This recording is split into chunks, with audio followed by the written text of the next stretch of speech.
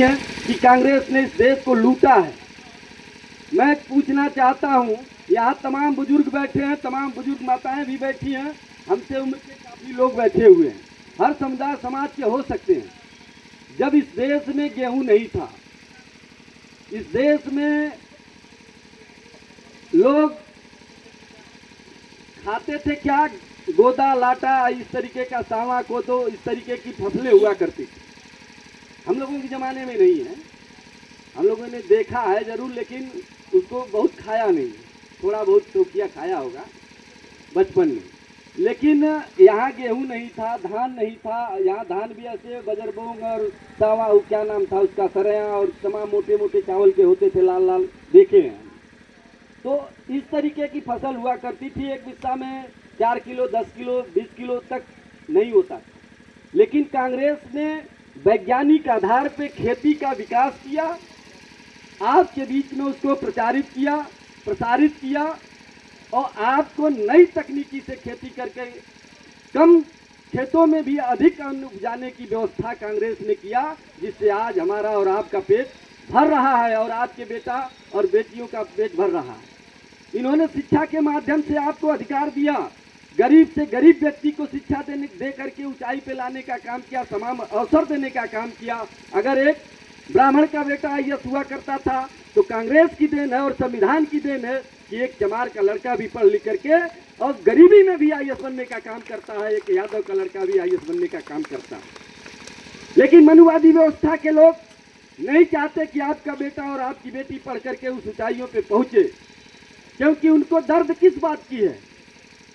कभी पूरे गांव के गांव आप जाएंगे, दलित बस्ती में जाएंगे, पिछड़े वर्ग के बस्ती में जाएंगे, कुछ साथियों को अगर अवसर मिले तो चंदौली साइड से लेकर के बलिया के दोआबा क्षेत्रों में आप घूमने का काम करेंगे, गंगा जी के किनारे। मैं तो इलाहाबाद से लेकर के माझी घाट तक 22 दिन तक हम लोगों ने पैदल चल करके इलाहाबाद से माझी घाट तक हम लोगों ने देखा है कि ये हमारे गरीबों की दर्द क्या है, इस देश की दर्द क्या है, असली इस देश की समस्या क्या।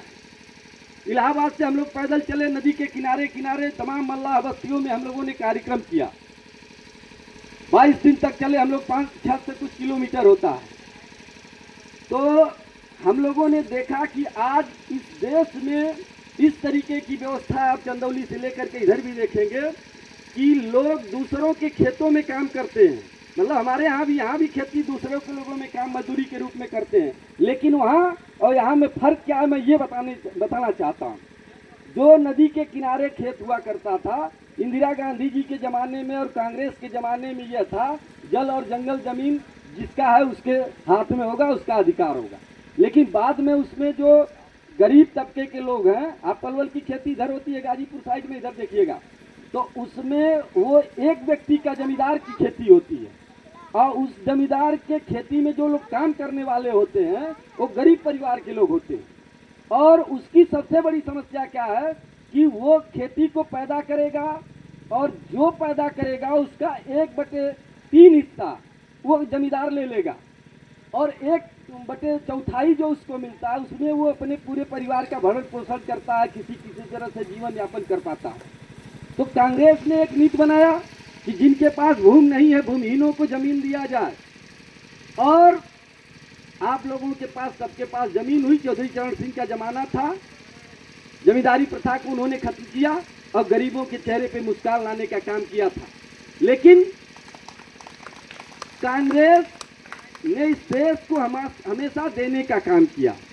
कांग्रेस जिस देश में सुई नहीं बनती थी उस देश में मिसाइल बनने लगी, लोग चांद पे जाने लगे, मंगल ग्रह पे जाने लगे और इस देश की उन्नति की बात करने लगे। और पूरी दुनिया के लोग आपके विकास के रास्ते में, आपके विकास की चमक को देख कर